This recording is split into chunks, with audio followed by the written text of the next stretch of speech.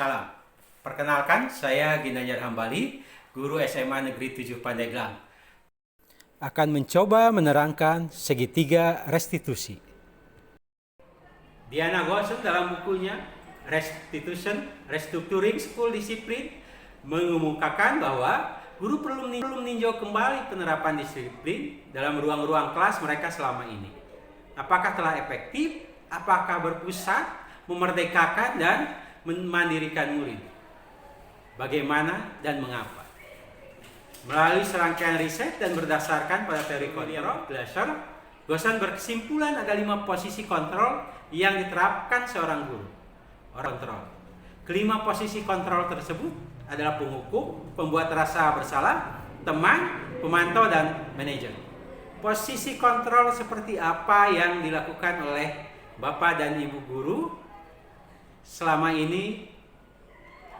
Posisi kontrol lebih ke manajer, pemantau, teman, pembuat rasa bersalah, atau penghukum.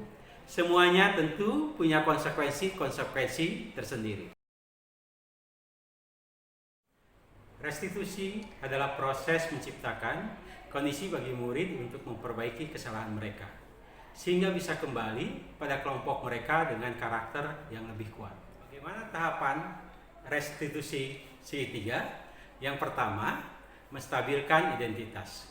Bagian dasar dari segitiga bertujuan untuk mengubah identitas anak dari orang yang tadinya gagal karena melakukan kesalahan menjadi orang sukses.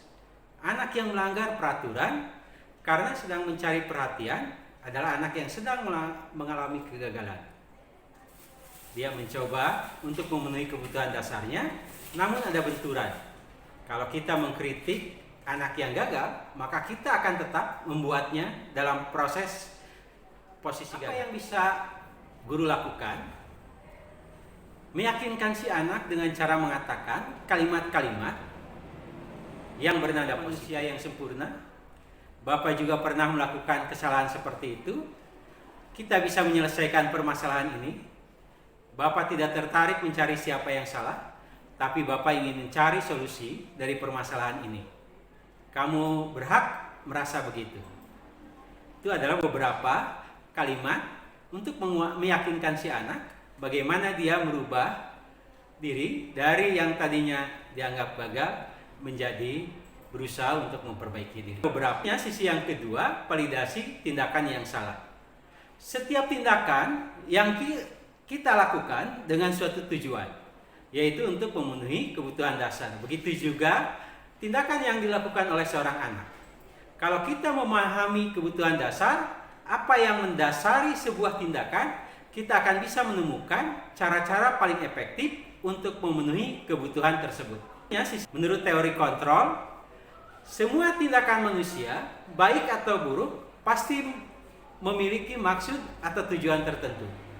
Seorang guru yang memahami teori kontrol pasti akan mengubah pandangannya dari teori stimulus respon ke cara berpikir proaktif yang mengenali tujuan dari setiap tindakan. Beberapa pertanyaan yang bisa Bapak dan Ibu lakukan terhadap seorang anak pada sisi validasi tindakan adalah, kamu pasti punya alasan mengapa melakukan hal itu. Kamu patut bangga pada dirimu sendiri karena kamu telah melindungi sesuatu yang penting buatmu. Tapi ada hal jadinya yang merugikan orang lain. Selanjutnya, kamu boleh mempertahankan sikap itu, tapi kamu harus menambahkan sikap yang baru.